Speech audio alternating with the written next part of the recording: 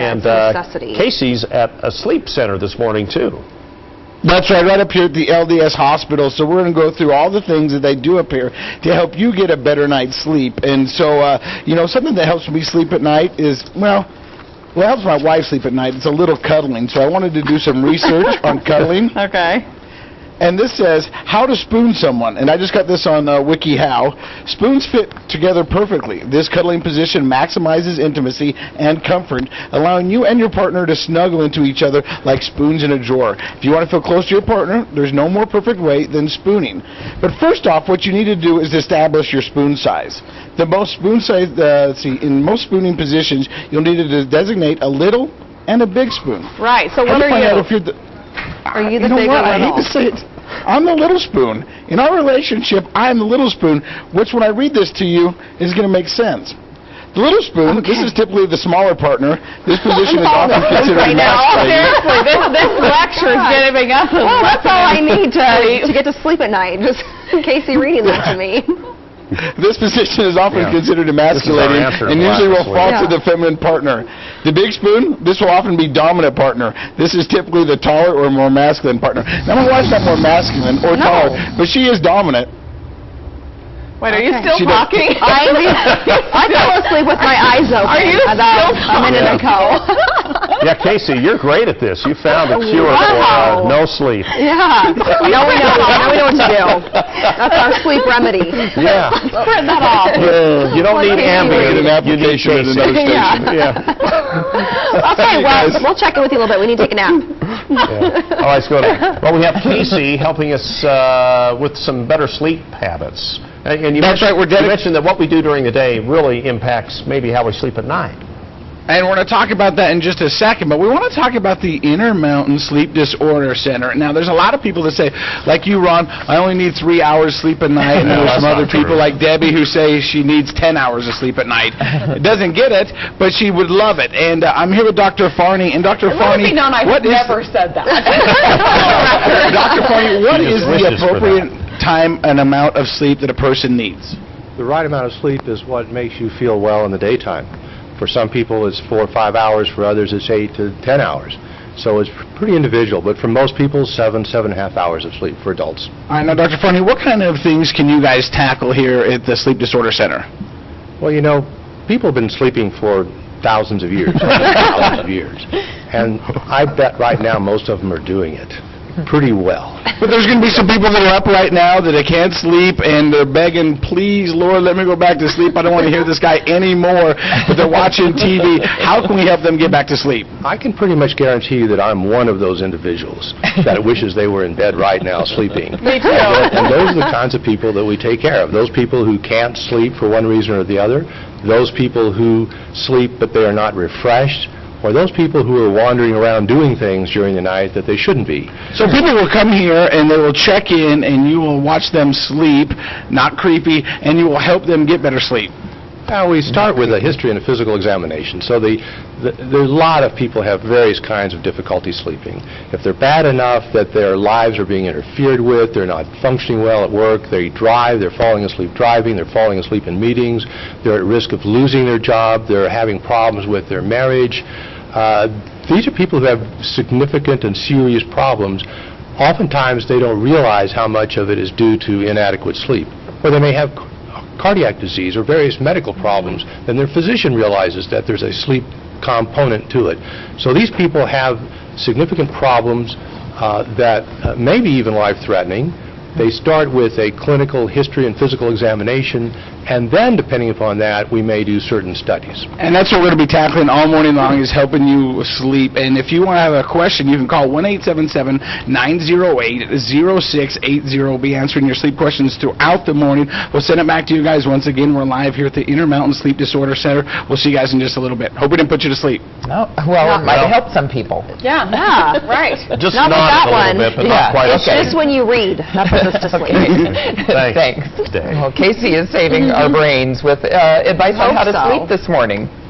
That's right. We're here at the Intermountain Sleep Disorder Center in the LDS Hospital. Now, maybe you can't make it here. Well, how about taking the Sleep Disorder Center to your house? And I'm here with Kathleen, and you can do that, right? Yes, this is a home sleep testing device, and patients can take it home and get screened for sleep apnea. All right, so let's walk everybody through what I have on right now. So I've got a waist belt, and that's measuring what? Yep, you've got a waist belt and a chest belt. These monitor how you breathe through your chest and abdomen.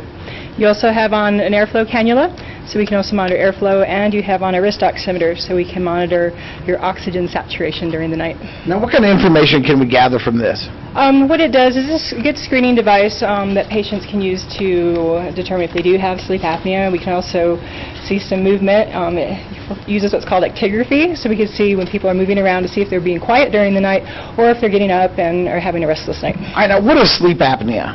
So sleep apnea is when you basically sort of hold your breath. You're not able to breathe completely during sleep. My wife holds her breath when I sleep, but that's for a whole different reason. Okay. I'm sorry, what was it? You got her. So basically, I mean, it's just a nice way people can do this in their home. If they're a little bit nervous about coming into the lab and they want to get a feel for what it's going to be like. How many nights would they have to sleep with this stuff on? This is usually just a one-night ordeal. And how can people get this if they wanted to? They just give us a call here at the Intermountain Sleep Disorder Center. Their doctors can refer them, or they can meet with one of our practitioners. And don't forget, if you have any questions, you can call us throughout the morning. We have specialists standing by. The number is 1-877-908-0680. Make that phone ring, ask them your questions, they're going to help you get a better night's sleep. So we're live here at the LDS Hospital, the Intermountain Sleep Disorder Center. We'll send it back to you guys. We'll see you in a little bit. Great. Thank you, Casey. Well, Here's Casey to solve all the problems for us. Right. That's right, because we're here at the Intermountain Sleep Disorder Center in the LDS Hospital, and I'm here with Dr. Farney, and we're going to talk about when it's time to go see a sleep doctor and what the sleep doctor can actually help you with. We're inside one of your sleep rooms, and you've got a wonderful bed and a great mattress, and that leads me to my first question. How much role does the mattress play in someone's sleep? It can play a role, but it's probably not as important as most people think. People get adapted to almost any kind of environment. Any kind of environment. But when should somebody come see you?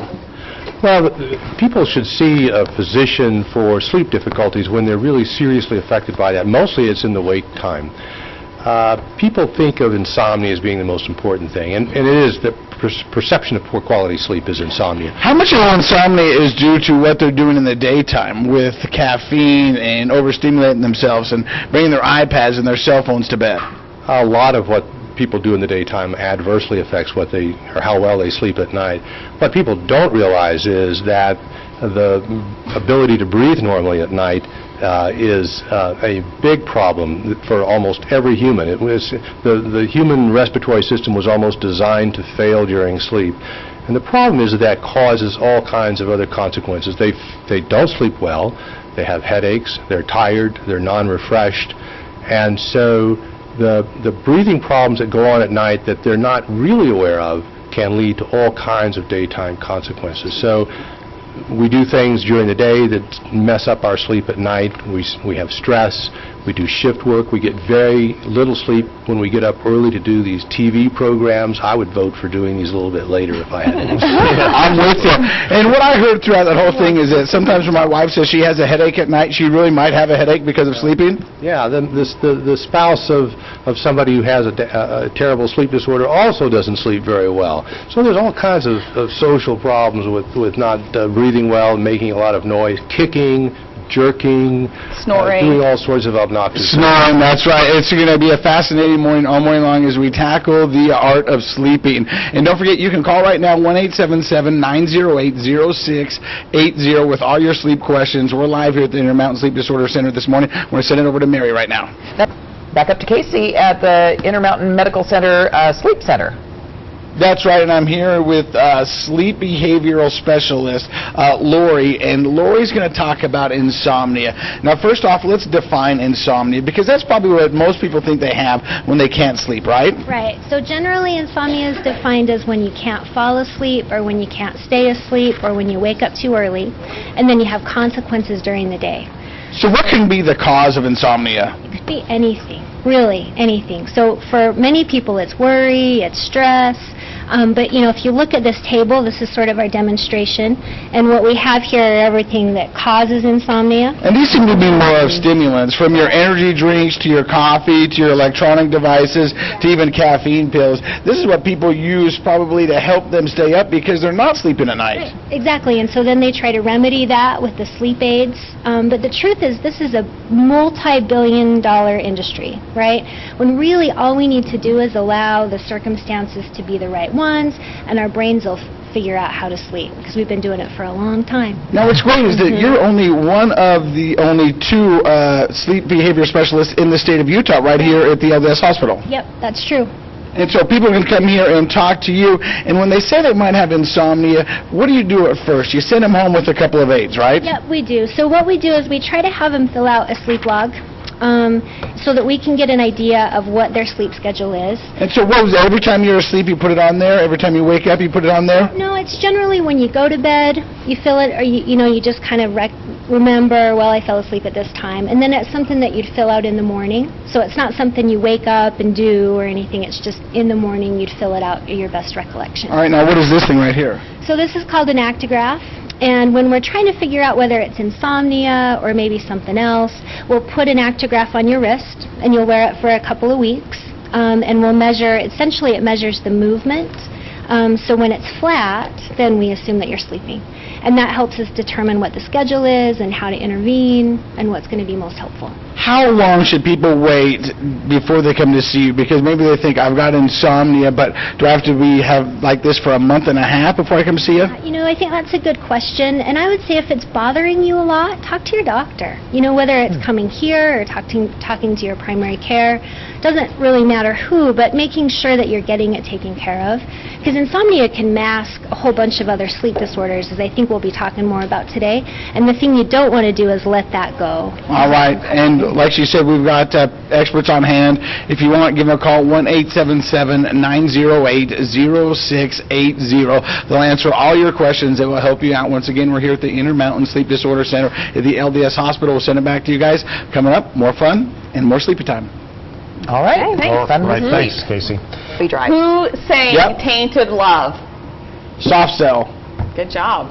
Wow. Soft Cell. And then also Marilyn Manson did a version of it, which was pretty good as well. Hey, we're hanging out here at the Intermountain Sleep Disorder Center. Well, Mr. DJ. Yes. Yeah, and we're hanging out here and we're talking about sleep disorders. Now, the great thing about the Intermountain Sleep Disorder Center here at the LDS Hospital is that they've got a 2-pronged approach, a balanced approach to solving it. We've got Dr. Farney here and we've got Lori here, and the 2-pronged approach would be what, Dr. Farney? Well, I'm pretty good at making diagnosis and prescribing pills, but I'm not very good at cognitive behavioral therapy. And that's where Lori comes in. She's one of only 2 in the state that can handle that, and that helps the psychology of it, right? Absolutely. Yeah, and the fact is that a lot of what happens with insomnia is we develop these behaviors that then interfere even more with sleep. So I address a lot of that. It becomes a vicious cycle. Because of this, you're doing that, and if you could remedy this, you'll get a little better sleep here. Absolutely.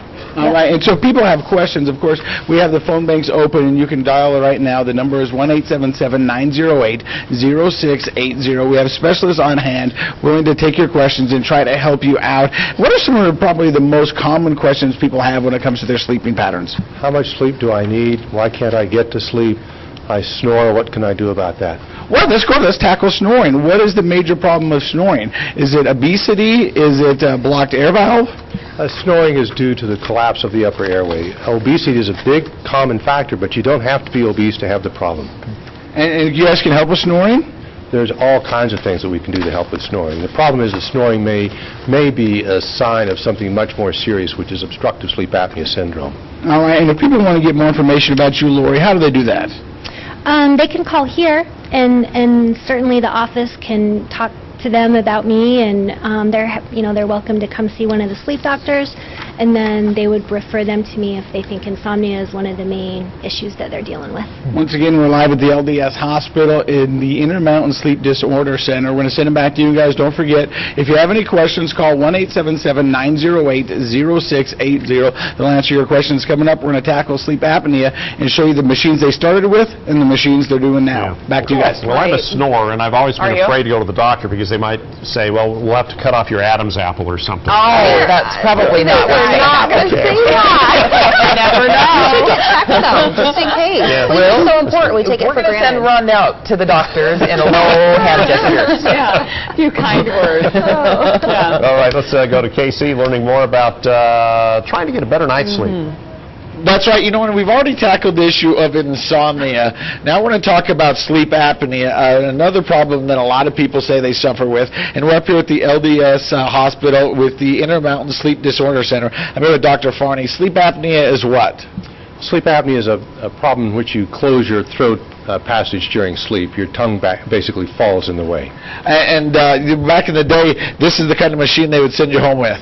Yeah, the whole thrust of therapy is to hold the jaw forward. You could hire somebody to hold your jaw forward all If you night. make Ron Bird kind of money, but for us, we got machines, right? Yeah, or if you've got a loving spouse, you could do that for you. But so the therapy is we can either have somebody hold the chin forward all night. You might wear a dental appliance that goes into your mouth and positions your jaw forward. And there are many different dental devices that are made that people need to be careful about. But a dental appliance is made for you. Or they'll send you home with this machine right here. And I'm going to push start here, and this is going to force air down my nose, right? Yes. And this We'll stand clear. Okay. Okay. Oh. So it's like, I'm trying. So it's like a constant thing of air that's going into my nose and going down through my throat. Your wife is so happy right now. Because right now, no other girl in this state thinks I'm sexy. I like it. You're compliant. I'm telling you. You look like And so people will go to sleep with this thing. Yeah, the people go to sleep. It's a lot better than what you're doing otherwise. So the noisy snoring and the kicking and jerking, you're not going to do that. You're going to sleep better. But this is what we used to do. This is what we started with in 1984. This is what we're doing now. And these are small machines. You can't hear them. These machines, if you look at the power cord, it sucked all the energy out of Look at that. Crazy. Yeah, it went all the energy. Who knew sleeping disorders could be so much fun? If you have any questions, call right now, 1-877-908-0680, You are so hot right and people are standing by to help you out. And so if you think you're suffering from some sort of sleep disorder, we can help you. Oh my God. Wow. We can help you. Yeah. Yes. Okay. Just be I'm like here to help. Yeah. Okay. People Well, want that and help. Ron is